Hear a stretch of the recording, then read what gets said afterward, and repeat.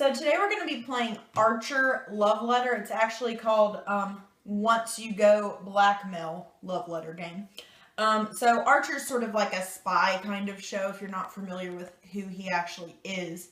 But the good thing about this game is there are actually many different versions of Love Letter. So you can get the original version, which is just sort of like a Romeo-Juliet type of scenario. There's like Batman edition. I want to say they have a Munchkin edition of Love Letter.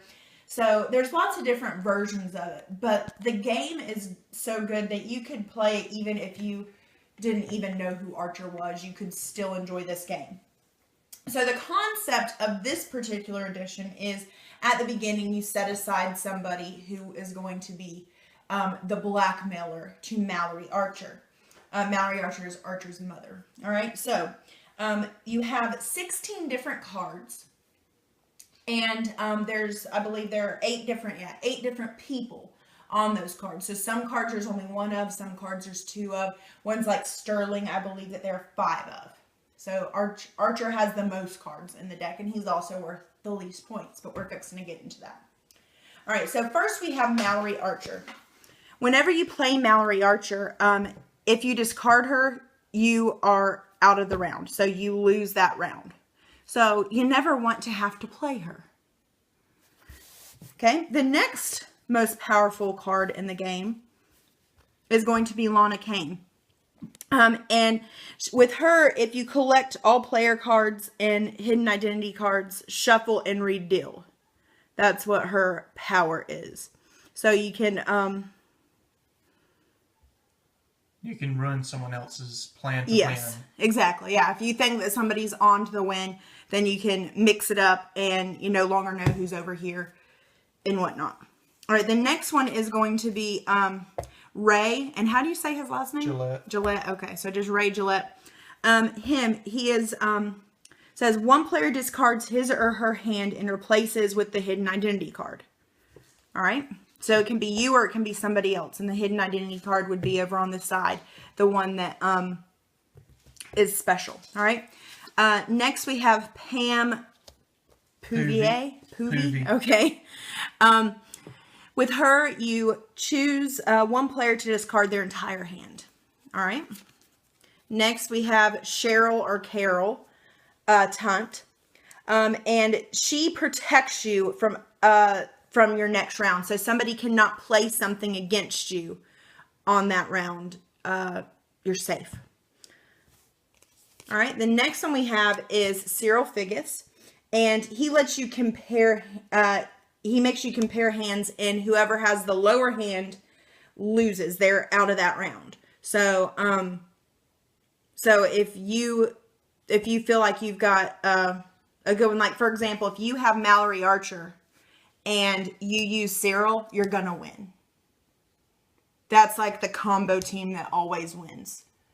But the point is to use them when, like, you have to actually have her, and there's only one of her in the whole deck. So, just see how that works out for you, basically. It's only happened maybe twice since we've played. All right, next one we have Dr. Krieger. And he lets you guess at the hidden identity card, but you can't guess Sterling. So, if you guess it correctly, you do win the round. But you can't guess Sterling. And Sterling, like I said, there's 5 of him in the deck. There's only 2 of the other players, except for Ray, Lana, and Mallory. There's only 1 of. So, unless you had gotten the one where you get to peek at the hidden identity card, which was, who does that? I forget off the top of my head.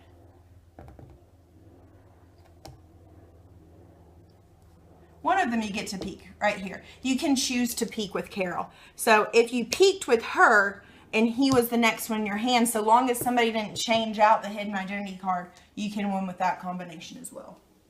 All right, and the lowliest character in the game is Sterling Archer. And he just lets you guess a card that's in a player's hand. And if you guess the card right, then that you win and that turn is over. But that's pretty hard to do. And so he's only worth 1 point. So basically, the number at the top is who trumps who. So you can't, you're not going to win if you compare hands with Sterling if the other person has Ray, and so on.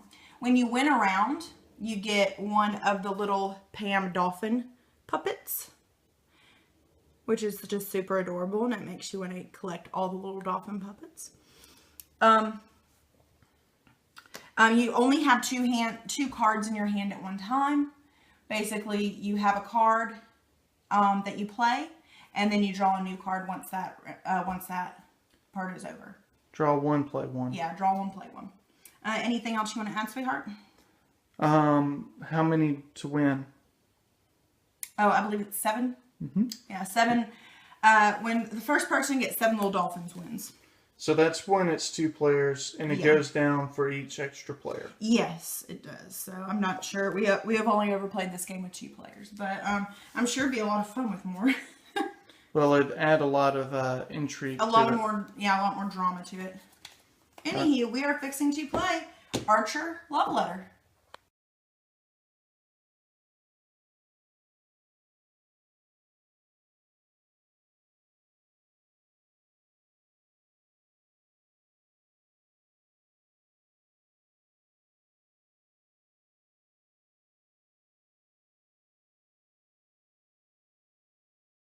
Okay, so the very first round of the very first play of the second round, I should say.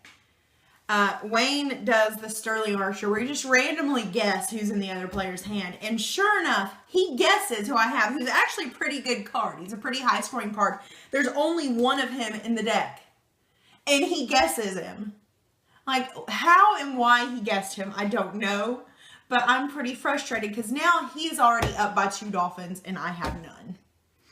I just had to stop the recording to fill y'all in on that. Anything you want to add, sweetheart? I'm really good at this game. Yeah, you've won all but once, I think, that we've played. Anywho, let's continue.